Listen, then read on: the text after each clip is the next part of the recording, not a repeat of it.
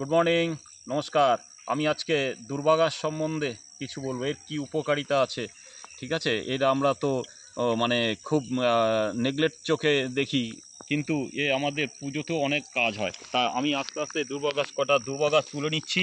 ঠিক আছে, এই দুর্বাঘাসের উপকারিতা যে কি ভয়ানক সেটা আপনারা আমি যখন বলবো তখনই বুঝতে পারবেন।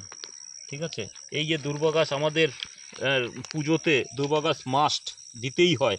এর পিছনেও তো অনেক কারণ আছে। দুর্বাঘাস অন্যান্য অনেক ঘাস আছে, কিন্তু দুর্বাঘাসটাই কেন লাগছে?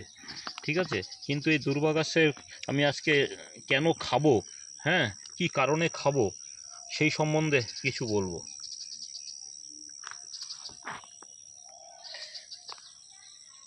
এই ঘাসের থেকে ফোকাস করে দিচ্ছ,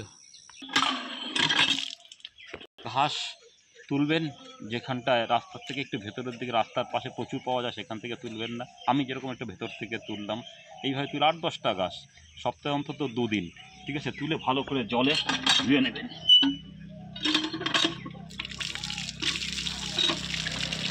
ঠিক আছে, এবার একটু জলটা ছাড়িয়ে নিলেন, ছাড়িয়ে নিয়ে সম্পূর্ণ মুখে দিয়ে দিন। খেয়ে নিলেন, রসটা খেয়ে নিয়ে বাকি ছোবড়াগুলো আপনার ফেলে দিলেন। এর অনেক উপকারিতা আছে। এতে প্রচুর পরিমাণে ক্যালসিয়াম পাওয়া যায়। এতে মানে রক্তশূন্যতা দূর করে। ঠিক আছে, যাদের গর্ভধারণের জন্য এর গর্ভধারণ ক্ষমতাকে বাড়িয়ে দেয়।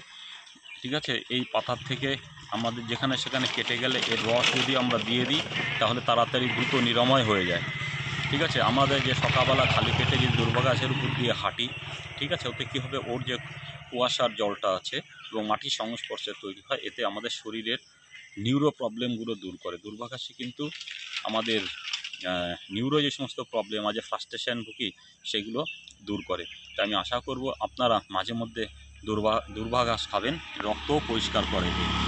ঠিক আছে, ডায়াবেটিকের প্রবলেম আছে, প্রি ডায়াবেটিক, তারা দুর্বাঘাস খেলে সেখান থেকেও আপনি রেহাই পাবেন।